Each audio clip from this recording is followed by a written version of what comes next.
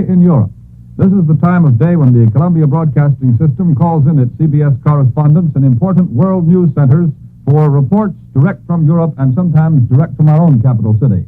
Now, tonight we're going to take you first to the British capital for a report from Edward R. Murrow, who is the chief of Columbia's European staff, and then to Washington, D.C., where the State Department in Washington is making news tonight. We shall hear about that news from CBS representative in Washington, Albert Warner. But first, London. Go ahead, London. This is London.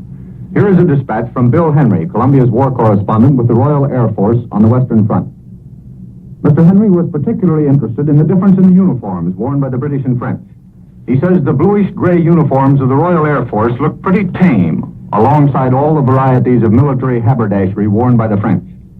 And the French seem to have all except the oldest graybeards in one sort of uniform or another. But he says the difference in color of the uniforms has no bearing on the friendliness of the Allied forces. The French and British have become friends. Right now, they're about to swap information on a captured German plane, a Messerschmitt, Germany's fastest pursuit ship. The British airmen have noticed that no Messerschmitt has been sent up to attack them in their nightly flights over Germany. They wonder if the reason is that the speedy Messerschmitts are hard to handle at night. They hope to know soon, for both French and British pilots are going to put the captured ship through a series of tests. Men who visited the Maginot Line recently have come back with reports that the French have collected many trophies from their advance into German territory. Particularly, the boys in the Maginot Line enjoy listening to radio music that is brought to them out of the air by captured German radios. They say it sounds better. That's the end of Bill Henry's report from the Western Front. It's announced here tonight that the King has decided that in view of the outbreak of war, the usual Armistice Day service at the Cenotaph and elsewhere will not be held this year. In view of the risk of confusion with the air raid warning signals, it will not be possible to signal a 2-minute silence as in previous years. November 11th, however, will be observed as Poppy Day by the British Legion.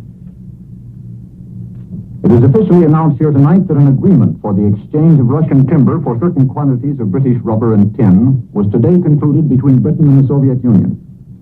The agreement takes the form of a barter transaction, the values of the commodities to be sent to Russia being absolutely equivalent to those received from Russia. According to the Press Association, many members of Parliament feel that this move will create astonishment and probably annoyance in Germany and will have important effects in other countries. Yesterday, I spent several hours in one of the largest arms and munitions plants in Britain. A munitions plant is a place where the instruments used for large-scale killing are made. I like to see highly skilled workmen handling precision tools and heavy machinery, but I'm not certain that I enjoyed yesterday's experience. I'll tell you a few of the things I saw and see what you think of it. The place was big, miles of it, dusty, smoke-grimed buildings. One gate was as fine a combination of wrought iron and hammered brass as I've ever seen. That gate was made by skilled workmen during the dull days about 75 years ago, when the world had grown tired of fighting. I liked that gate. I walked through it into a roaring inferno of blast furnaces, steam hammers, huge lathes running smoothly in oil. And above all was a dull hum like a distant airplane. And that noise was broken by the dull thump of big presses stamping out shining round pieces of brass about the size of a pie plate. Little stamps chattered away, turning out smaller pieces of brass, some of them not as large as a 50-cent piece. Those pieces of brass were then hammered, heated, shaped, and polished until they came spilling out of a machine like golden wheat from a threshing machine. Shell cases. They were trundled away in big bins, each shell to be weighed, measured, and inspected. Complicated machines rejected the faulty ones. We played a game, putting the faulty shell case into that machine, watching it slide along under a glass cover. Each time, the machine threw it into the discard. The perfect ones went out on big trays to an unknown destination. I saw them making the bullets, too. Aluminum jackets over a lead core. Each one has its own individual aluminum tip. That makes for better ballistics. Helps hold them straight on the trip from the gun muzzle to the target. There was a whole battery of lathes turning out the steel core used in armor-piercing shells. Big shell cases, nearly as tall as a man, stood along the walls. In one building, there seemed to be acres of trench mortar bombs. They looked like small 9-pins. In still another building, I saw the long, sleek barrels of the big guns. Some of them were still being bored. Elderly men with magnifying glasses watching every turn of the delicate machinery cutting the rifles and lands that twist the shell in flight. I talked with one of them. He patted that big gun barrel, made of the best steel produced in England, and he said, "She's coming on very nicely." As I walked into one shed, the colonel who was taking me around said, "Here's a nice little machine." It really wasn't one machine, but four. Four heavy-caliber machine guns mounted together in line. They're for use against low-flying planes and are fired simultaneously. I spun the elevating wheels. The action was as smooth and easy as a sewing machine. The whole thing was beautifully finished, no rough edges. The color scheme was black and gray and gleaming steel. There were tremendous armor-piercing bombs, low, nasty little anti-tank guns mounted on wheels. I can't tell you how those guns fire, how fast or how far, but I can tell you that the gunner sits on a comfortable leather-covered seat. All the machines in that factory and the things they produce were interesting, but the men and boys interested me more. They seemed to be just the ordinary, calm, courteous, unhurried British workmen. There was no sense of tension, no atmosphere of excitement or haste. They might have been workers in a steel mill in Pittsburgh or an automobile factory in Detroit. In fact, one of them, hearing my American accent, pointed out to me one machine that had been bought in America years ago. "I don't suppose this place is quite as well organized, as neat and tidy as your American automobile factories," he said. "It's all sort of higgledy-piggledy. But you know, this place is old and has just sort of grown from one war to the next." As I left the plant, switch engines were pushing loaded flat cars about. There were no bills of lading on those flat cars. Well, that's what you'd have seen if you'd been with me yesterday. I wonder what you think of it.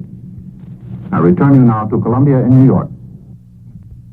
And now, in a moment or two, we are going to switch you to Washington, D.C. to hear the news from Albert Warner. You know, a few moments ago, there was a report that Sweden and Norway, in concert with Finland, had suggested to the United States joint overtures to Soviet Russia against immoderate dealings with Finland. To hear more about that news, we take you now to Washington. There are indications here tonight that officials are thinking of some kind of a diplomatic move to advance American moral pressure against a conflict between Soviet Russia and Finland. The Finnish minister called at the White House and saw the President's Secretary, General Watson, today. A routine matter, the Finnish minister called it. But the Swedish minister visited with the President yesterday, and he too explained his appearance as routine. Sweden is known to feel that its security is linked with that of Finland. To all Scandinavia, Russian aggression on the Baltic represents a real threat. There is indication that Sweden and Norway and Finland, too, have suggested that some kind of moral aid from the United States should be forthcoming. In one well-informed official quarter, it was stated that the relations between Russia and Finland are developing a situation of which we can take cognizance. There has been a Finnish mobilization. The Finnish capital is being evacuated. Soviet troops are near the Finnish border. The President has made appeals for peace, and he has sought to rally moral pressure against the use of force in other situations where conflict was imminent. In this case, the administration has added incentive for action. The popularity here of a small, peaceful country, a threat to no one. Moreover, the only country in Europe which has paid its World War debt to the United States. Representative Voorhees of California spoke for a good deal of congressional sentiment when he told me today that Russian aggression would be the most indefensible act imaginable. Whatever lame excuses the Russian apologists might offer for previous acts of aggression, this certainly cannot, by any stretch of the imagination, be applied to Finland, said Mr. Voorhees, since this country has enjoyed an enlightened and progressive government, and its peoples have been among the most prosperous and free of any people in the world. All this does not mean that a move from Washington is actually decided upon, but officials are seriously examining the situation. What is needed is more definite information as to just what demands, if any, the Russians are making and what implication of force may lie behind them. Another development here is the increasing concern for all small neutrals. Visitors at the White House report the presidential interest in the economic situation of such countries as Switzerland, Holland, Sweden, and Norway. The United States has been centering attention on building up relationships with the neutrals of the Western Hemisphere. But it would not be surprising if attention later should also go to neutrals elsewhere. A sharp turn has been recorded in the neutrality debate in the Senate. Speeches are becoming increasingly frank and more biting. When I listened from the radio press gallery today, the change in the tone on the floor from a week ago was pronounced. For example, Hitler now is being frankly attacked. And with equal bluntness, so-called warmongering in this country is being assailed. And it is being frankly charged that the issue of a repeal of the arms embargo is whether we want to step out and help Britain and France. Senator Burke, the Nebraska Democrat, speaking for repeal of the embargo, said the embargo favored Germany. He could not stand for that, he said, because Hitler had persecuted Catholics and Jews, blotted out individual freedom, flouted law and morality, and devastated Poland. Must we close our ears and our eyes, he said. On the other side, Senator Clark of Missouri, a Democrat who defends the arms embargo, charged the administration with concealing under the neutrality bill its wish to help Britain and France. He attacked Assistant Secretary of War Johnson, who happens to be a fellow ex-commander of the American Legion. He said Johnson made a speech which was an idiotic, moronic, and unpatriotic attempt to inflame the public with a spirit of war. Clark said there was no such thing as the limited emergency proclaimed by the president. He called it disquieting.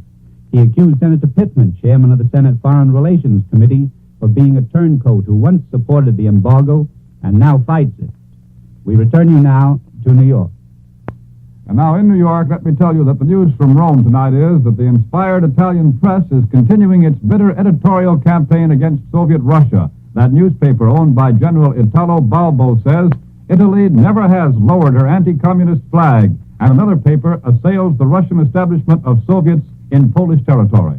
Let me remind you that at 8:55 p.m. Eastern Time, CBS presents the nightly broadcast of Elmer Davis and the news. This is the Columbia Broadcasting System.